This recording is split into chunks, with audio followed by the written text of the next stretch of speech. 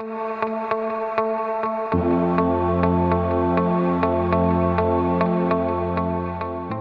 you doing? And welcome to another installment of Objectively Biased with me, your host, the objective one, Steve Fogman. Now, we've had a lot happen in the past week in sports, but there's a big focus, NFL draft this week. Now, I'm going to go over briefly the top 10 picks, and once the draft is completed next week, you will get my entire analysis on the NFL draft. The only analysis you should even listen to at this point. No one else does it better than me. We're going to go over the NBA playoffs and where we're at with that. And I will conclude with an objective thought that is provocative, but one of significant importance. With that being said, let's get on with the show. All right. So let's start with the NBA playoffs, shall we? Because it's brief, it's quick, and it's easy. The 4 teams that we thought would be in contention to win, guess what? They took care of business. Cleveland Cavaliers. I don't care that it was close, and yes, I am not a LeBron advocate or an apologist by any sense. The Cavaliers handled business. It doesn't matter if they 1-point win or a 10-point win. You swept the series. Cleveland, they handled it, and they looked like the front runner to come out of the East. Like there was any question. San Antonio handled their business as well. And they completed their sweep of the Memphis Grizzlies. Granted, the Grizzlies were injury-laden team going into the playoffs. But again, if you are a top-tier team, like San Antonio, is second best record in the NBA, I think 4 games behind Golden State, if I'm not mistaken. You handle your business. 4 games, pull out the brooms. See you later, Grizzlies. Golden State, OKC, 4-1 wins in their series. OKC handled the Mavericks with ease, and in dancing fashion, as Russell Westbrook would do during his pregame celebration. As far as Golden State and Houston, Golden State won without Steph Curry. And that's not to say that I believe that this team can win in the next round without Steph Curry, because Klay Thompson is nothing to lean on. He's nothing more than a glorified number 2 guy, a guy that can provide you with points when need be if the top guy is on the floor. When the top guy's not on the floor, he can't create the shots that he gets for himself, unless Steph Curry's on the floor. You know, so this team's going to be carried by Draymond Green. Draymond Green's going to be the guy. He and Andre Iguodala coming off the bench. Those 2 guys are going to be the reason why the Golden State Warriors get out of the second round, whether they play Portland or the Clippers. But again, Golden State handled their business with Houston. And Houston, hell, they gave up in the last game. They were down by 17 in the first quarter, and if you watch that game, James Harden, there is no D in Harden because the man doesn't play defense to begin with. But if you watched him in that game, holy shit. High school teams play better and with more effort than the Houston Rockets did in that last game. They just gave up. They said, that's it, we're done. So the 4 teams that are going to be in contention advance. Unfortunately, 3 of them are in the West, and they're going to kill themselves. The rest of the teams, Charlotte, they're up 3-2 on Miami. Blazers, 3-2 on the Clippers. Atlanta closed out Boston already, and Toronto's up 3-2 on the Pacers. The biggest disappointment there for me is Toronto. The phenomenal season that they had this year, the expectations that I kind of placed on them with the way Kyle Lowry and DeMar DeRozan were playing. Even if they come out of this series, again, they're up 3-2. They should win 4-2 and close it out with Indiana. What I saw from Lowry and DeRozan, there's no way in hell they're going to beat Cleveland.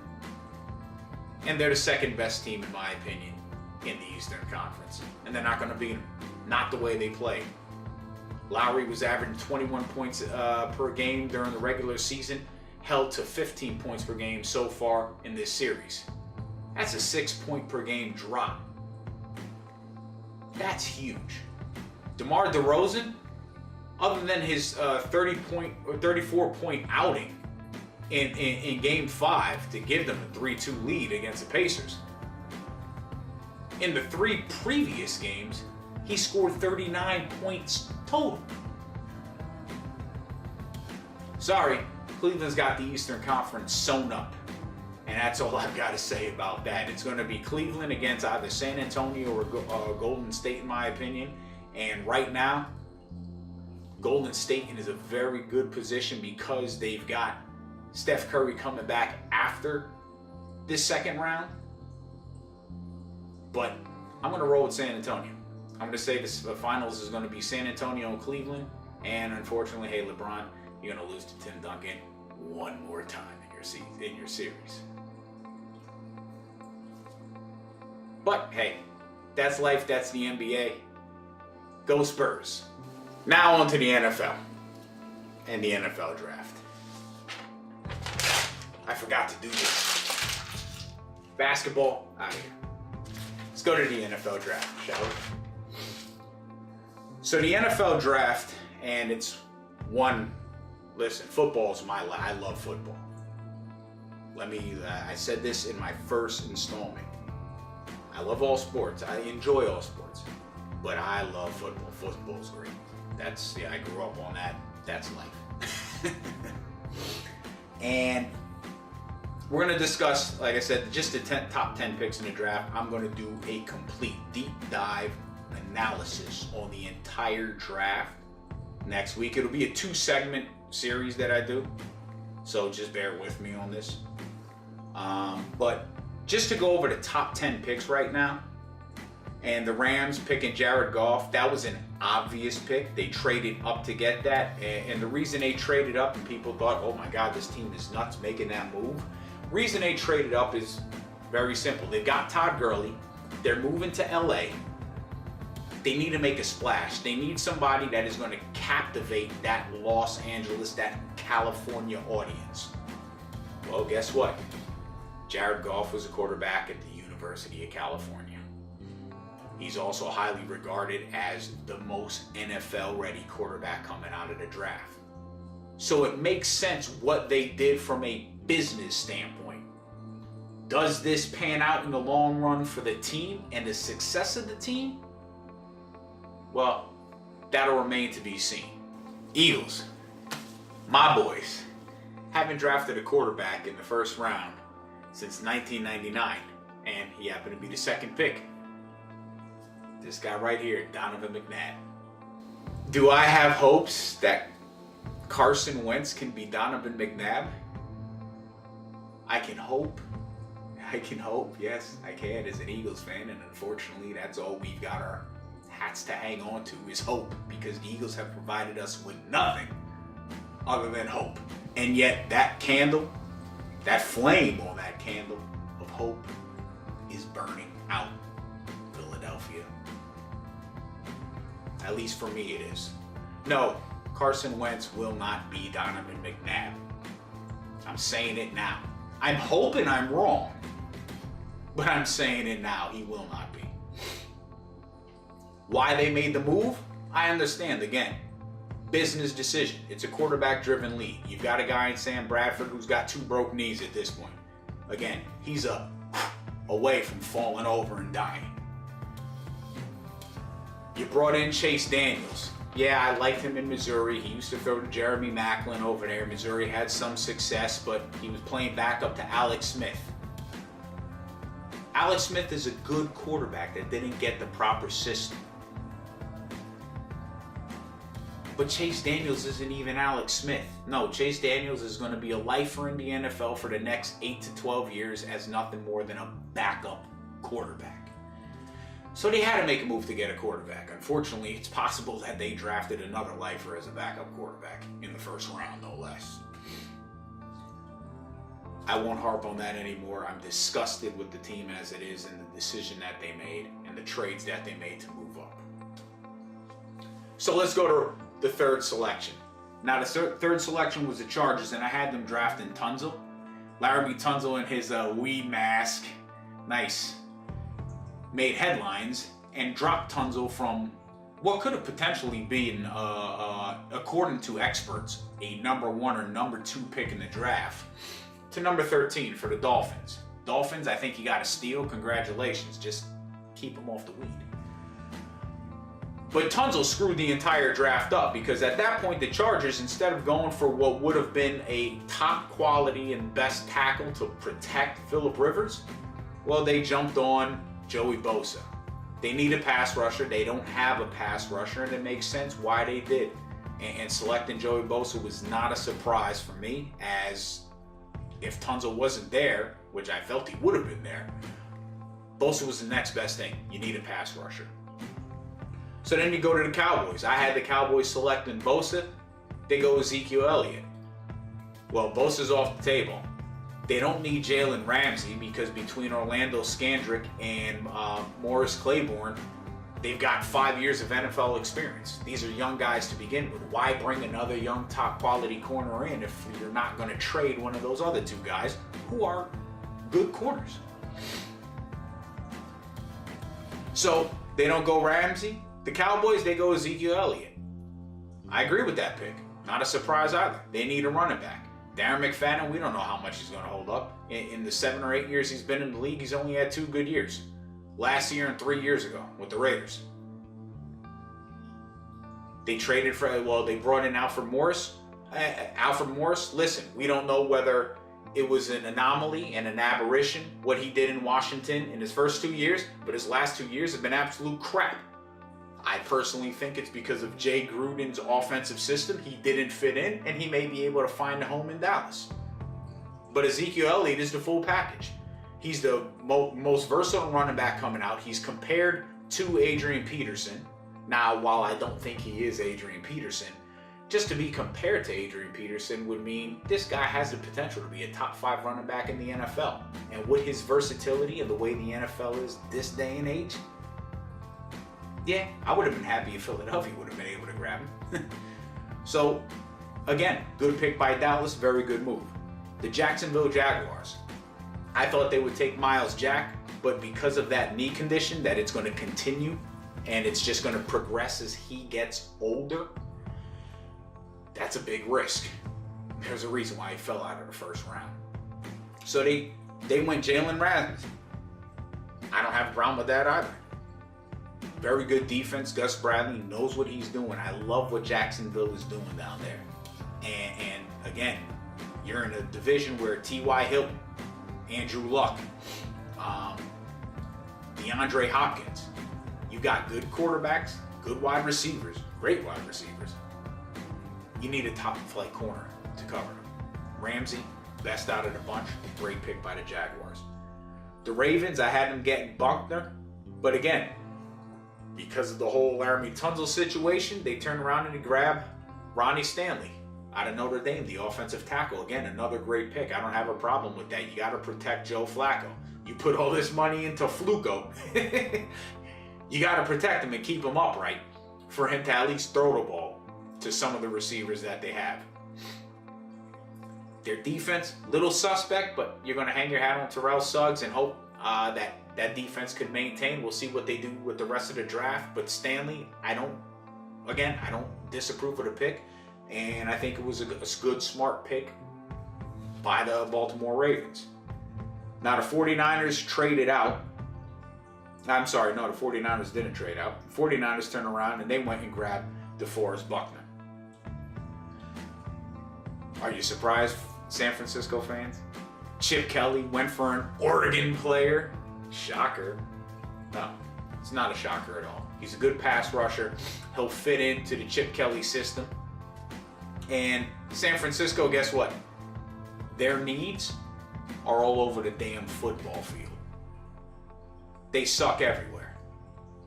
So they couldn't miss with this pick. They fell out of the boat. They're going to hit water no matter what pick they get. So this was a good pick for them. Now the Browns, they traded back and the Titans traded up, and the Titans made a great move. They grabbed Conklin, offensive tackle. That was a great pickup by them. He's a very good run blocker, versatile blocker, good at pass blocking, and he'll be able to help out down there with DeMarco Murray at the running back spot now. and with protecting Marcus Mariota. Great pick by them. Okay, the Bucs traded back, and they traded back with the Bears and still got Hargraves, which was a great pick for them. They still got the guy that they wanted. They just got him later and for cheaper. So the Bears moved up, and while I don't believe Leonard was a great pick and worth a top 10 pick in the draft, the Bears had a need. They zeroed in on a player that they wanted. It was rumored that the Giants were looking to get that player, and they traded one up ahead of the Giants in order to get that player. Whether he pans out or not, we'll find out. But hey, the Bears, they put their balls on the table, said we're going all in, and they went in for Leonard. Great job by them. Which brings me to the Giants. Eli Apple. I don't get it. Yeah, Laramie Tunsil there. I understand the whole weed thing and smoking a bong, but it's not like it was something that wasn't known. You need an offensive tackle. You want to protect Eli Manning, and you passed on him. He admitted to saying he smoked weed. He admitted to taking money, which was stupid, but he admitted to taking money while he was in college. And you still passed on him and grabbed Eli Apple. You have two cornerbacks on your team right now in Rogers Cromartie and in Javoris Jenkins that you just brought in, that you're going to start over Apple. Apple's a 19-year-old kid with a whole lot of upside. I'm not knocking this kid's upside at all. This kid's got potential. He still hasn't grown into his body yet. He's not a grown man yet. We don't know. His numbers as a 19-year-old are pretty goddamn impressive. Ooh. I can only imagine what he'd be like 2 or 3 years from now, but that's just it. He's not going to make an impact on your team this year or next year. This is a guy that maybe in 4 to 5 years we turn around, and if he realizes the potential that I think he's got, we're going, wow, this guy's a top 10 corner in the NFL, maybe even top 5. That's a great pick. It does absolutely crap for you right now. And I think the Giants want to do something right now. With all the moves that they made in the offseason, I would think that their objective is to do something right now, and Tunsil would have given you an opportunity to do something right now, at least based on the grades that Tunsil was given. But you went Eli Apple. So, enjoy the next 2 years of your warm apple pie, as it's probably not going to produce much results for you. And since Carson Wentz is probably not going to produce much results for me, it gives me great satisfaction and pleasure being an Eagles fan. Fuck the Giants, always.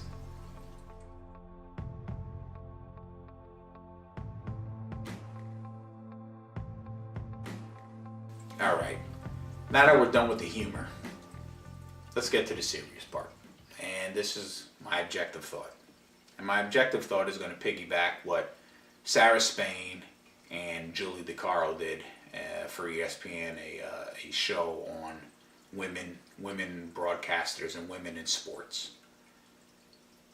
And just so you can see briefly what this is about, so you get a better understanding, I'm gonna show you a clip right here. I hope your boyfriend beats you. I'm sorry. Why bring up your own rape in the story? Is it your way of firing back at critics who said you can't get any? That's something, huh? I'm sorry.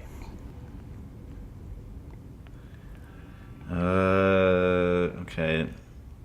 So I have to read all of them, right? Because, I mean, I don't... Read them, I guess. I hope you get raped again. Oh.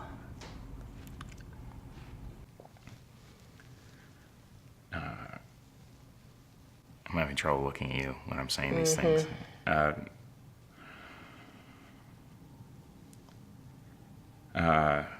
Sarah Spain is a I would hate. Okay.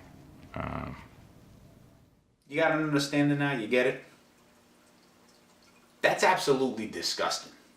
I mean, there were individuals there that were completely uncomfortable in reading these mean tweets.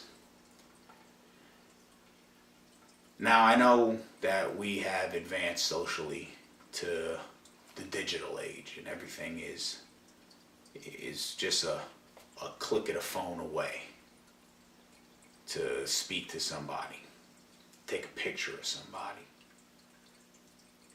But to insult people in a degrading manner, people who worked hard to get where they got to. It's not like these women just breezed through and did whatever to get the job. They worked hard.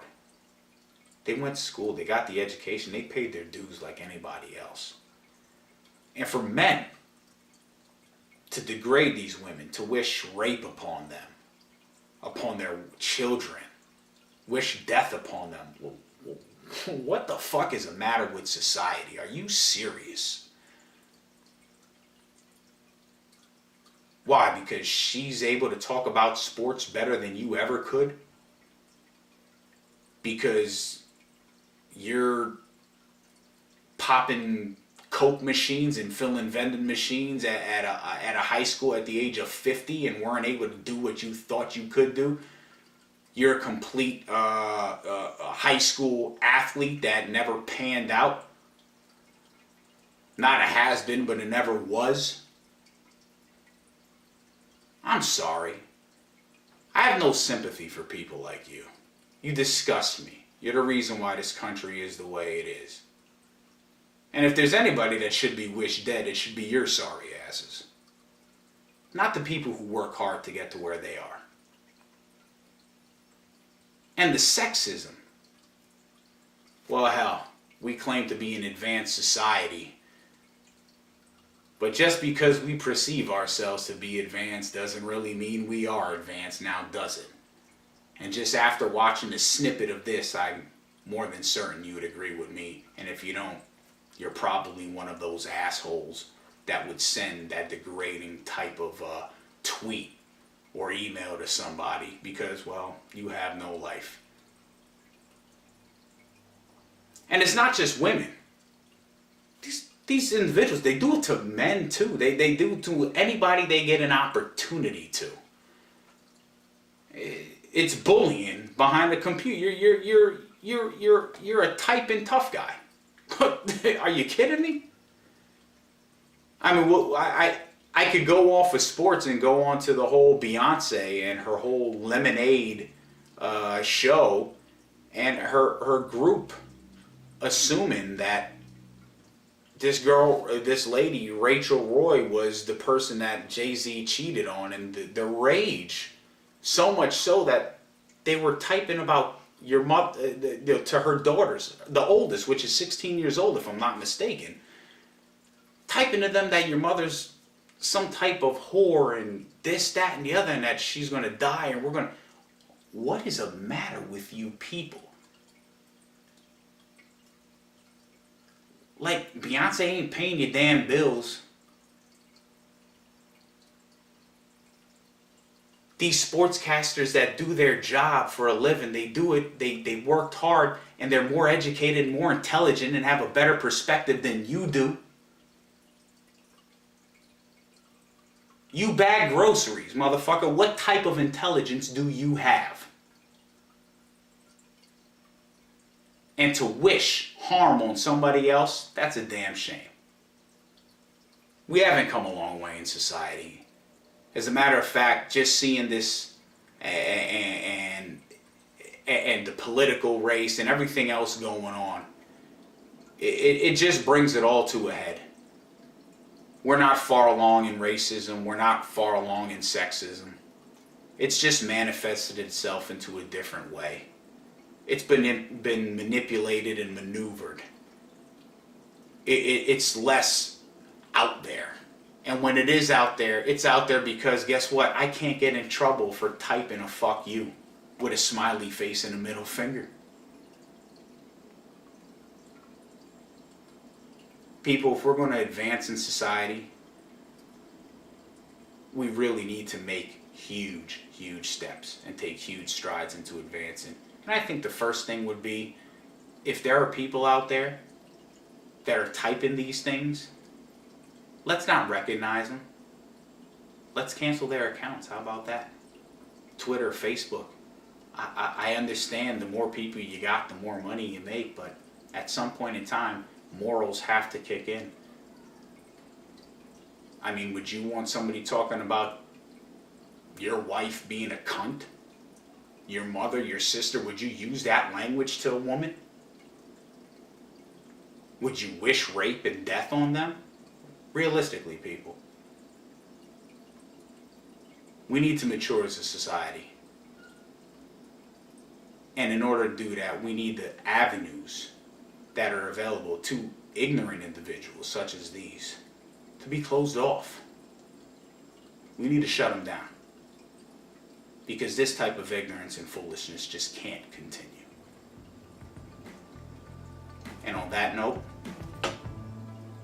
thank you for watching Objectively Biased with me, your host, The Objective One. Again, remember to subscribe to the YouTube channel, Stephen Fogmeg. Hit me up on my Instagram and follow me on my Instagram at @s_Fogmeg. And again, thank you and enjoy.